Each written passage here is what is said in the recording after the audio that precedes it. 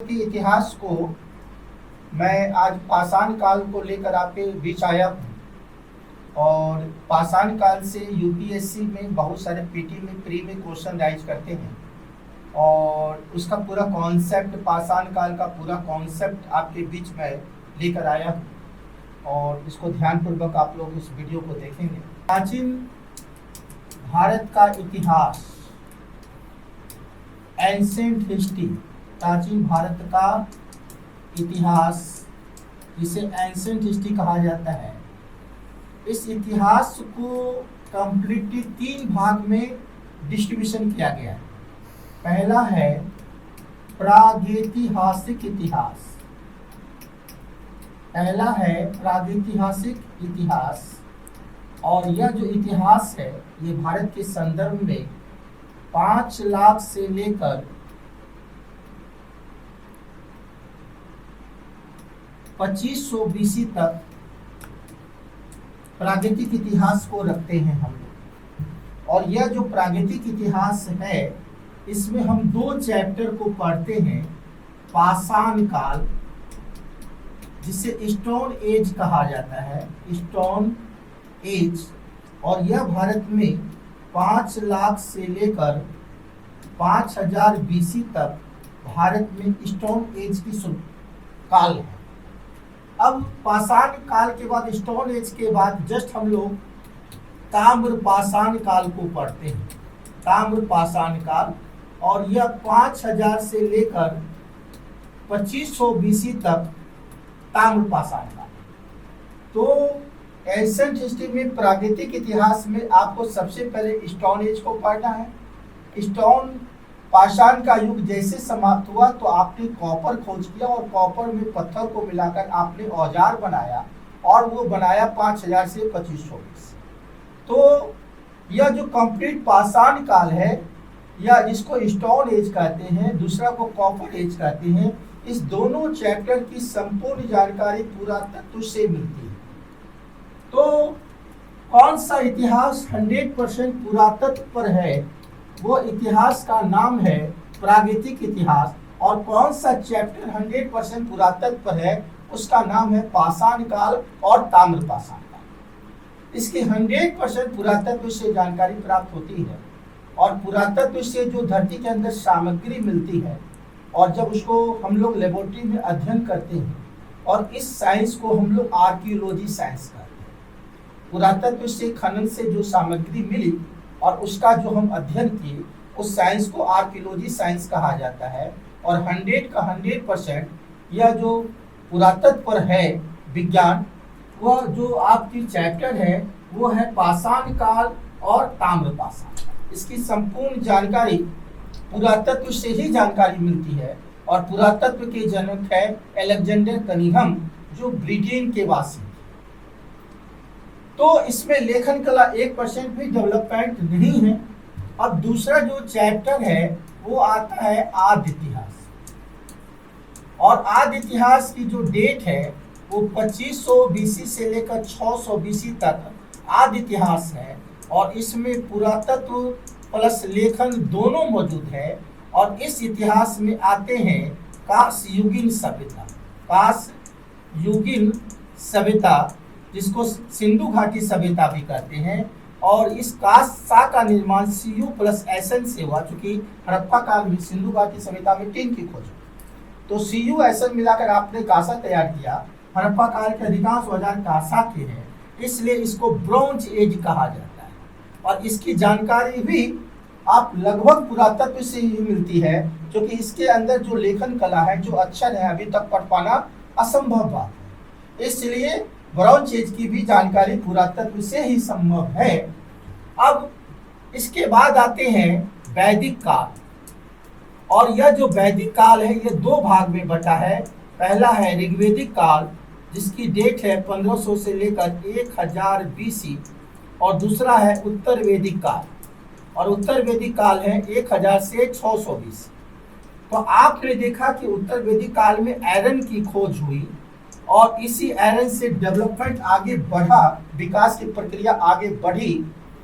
अब जो है 1000 BC में आपने आयरन की खोज की, इसलिए हम कह सकते हैं कि पहले आदि मानव ने अपने स्टोन पाषाण पर विकास किया, और जैसे पाषाण का विकास वो संभव कर पाए तब उन्होंने कॉपर की खोज की और कॉपर में पत्थर को मिलाकर औजार बनाया 5000 बीसी में, जो 2500 बीसी तक चला। दूसरा डेवलपमेंट आप कॉपर पर किए और तीसरा डेवलपमेंट आप ब्रॉन्ज पर किए हड़प्पा काल में काश युग, और 1000 बीसी में आपने जो है आयरन की खोज कर दी और वहां से डेवलपमेंट आप शुरू कर दिए। तो ओवरऑल हम कह सकते हैं कि आप 4 अवस्था में विकास किए, पहले स्टोन पर किए, फिर कॉपर पर किए, फिर ब्रॉन्ज पर किए, फिर आयरन। और यह जो ब्रॉन्ज और आयरन एज है इसको हम लोग आदि इतिहास में कहते हैं, और इसकी भी जानकारी पुरातत्व से ही मिलती है, क्योंकि इसके लेखन कला को पढ़ना अभी तक संभव नहीं हो पाया, इसलिए इसकी भी जानकारी 600 बीसी तक पुरातत्व से ही संभव है। अब तीसरा जो इतिहास है इसको हम कहते हैं ऐतिहासिक इतिहास। 600 बीसी के बाद जो भी घटना है इंडिया में वो ऐतिहासिक काल है। इसमें पुरातत्व के अलावा लेखन कला को पढ़ना संभव हो गया, और इस लेखन कला को पढ़ा गया और यह ऐतिहासिक काल शुरू हो जाता है। उसमें कई चैप्टर आपके मौजूद हैं, धार्मिक सुधार आंदोलन है, हर्यक वंश है, शिशुनाग वंश, नंद वंश है, इसके आगे जो भी क्रम है वो ऐतिहासिक काल। लेकिन आज मैं पहले पाषाण काल को पूरा डिटेल से आपके सामने समझाऊंगा।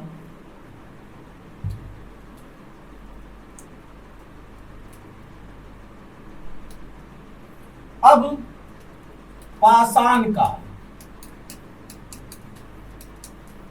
तो यह जो पाषाण काल है जिसको स्टोन एज कहा जाता है, ये पाषाण काल को हम 3 भाग में बांट रहे हैं। पहला है पूर्व पाषाण काल। पूर्व पाषाण काल जिसे हिम युग भी कहा गया है, और इसको हम लोग प्लायोस्टीन युग भी कहते हैं। यह कंप्लीट का कंप्लीट हिम युग है, और 5 लाख से लेकर 10,000 बीसी तक भारत में हिम युग है, पूरी मौसम ठंडी है। इसके बाद है मध्य पाषाण काल, और यह जो मध्य पाषाण काल है इसको हेलोसिन युग कहा जाता है। हेलोसिन युग ध्यान दीजिएगा, और यह 10,000 से लेकर 6,000 बीसी तक हेलोसिन युग है। यह बहुत विकास की प्रक्रिया मध्य पाषाण से शुरू हुई। और तीसरा है नव पाषाण काल, और यह डेवलपमेंट जो है आपका 6,000 से लेकर 5,000 बीसी तक नव पाषाण काल। अब आप देख रहे हैं कि समूचे विश्व में 10,000 बीसी तक ठंडी ही ठंडी है। तो जो आदि मानव हैं वो आदि मानव सबसे पहले, वो आदि मानव जो है उस आदि मानव का नाम है होमोनिड, और ये आदि मानव अफ्रीका के जंगल में वृक्ष पर रह गए। ये मैदानी क्षेत्र में आदि मानव नहीं आए होमोनिड, इसलिए इस आदि मानव से विकास की कोई प्रक्रिया की शुरुआत नहीं बन पा रही है। अब जो आदि मानव जो धरती पर आए, और वो आए ऑस्ट्रोलिथिपिकस। ऑस्ट्रोलिथिपिकस यह आदमी का ऐसा थोड़ा सा दिखाई पड़ता था, थोड़ा झुक के चलता था, और यह मैदानी क्षेत्र में आया, और इसी आदि मानव से समूचे विश्व की प्राचीन इतिहास की रूपरेखा बन गई। और ये जो ऑस्ट्रोलिथिपिकस है यह थोड़ा सा पत्थर का औजार बनाने का काम शुरू किया अफ्रीका में, और लेकिन इसको पूर्ण करने का काम इसके एक जीन आगे चलकर होमो हेलिबस के द्वारा हुआ। होमो हेलिबस, तो हम कह सकते हैं कि विश्व में पत्थर का पहला औजार बनाने वाले आदि मानव होमो हेलिबस है। इसको विश्व का कारीगर मैन कह सकते हैं। इसके बाद इसका तीसरा जीन आया होमो इरेक्टस। होमो इरेक्टस यह आदि मानव बिल्कुल आदमी के ऐसा खड़ा हो गया, और ये प्रागैतिक मानव हो गए।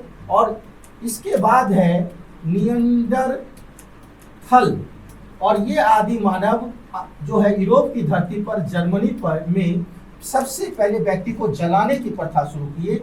इसके बाद है क्रोगमैन, और यह आदि मानव यूरोप की धरती पर सबसे पहले चित्रकारी किया। और उसके बाद है होमो सेपियंस। और इसी को भारत का बुद्धिमान मानव कहा गया। होमो सेपियंस के पूर्वज हो गए क्रोगमैन, और क्रोगमैन ही विश्व में सबसे पहले चित्रकारी की प्रथा शुरू की थी फ्रांस में। और क्रोगमैन के पूर्वज हो गए निएंडरथल, और निएंडरथल के हो गए होमो इरेक्ट्स, होमो इरेक्ट्स के हो गए होमो हेबियस, इसके बाद हो गए ऑस्ट्रेलोपिथेकस। तो आपने देखा ओवरऑल 6 आदि मानव के जीन डेवलप किए। सबसे पहले ऑस्ट्रेलोपिथेकस, इसके बाद जो है होमो हेबियस, इसके बाद होमो इरेक्ट्स, निएंडरथल, क्रोगमैन और होमो सेपियंस।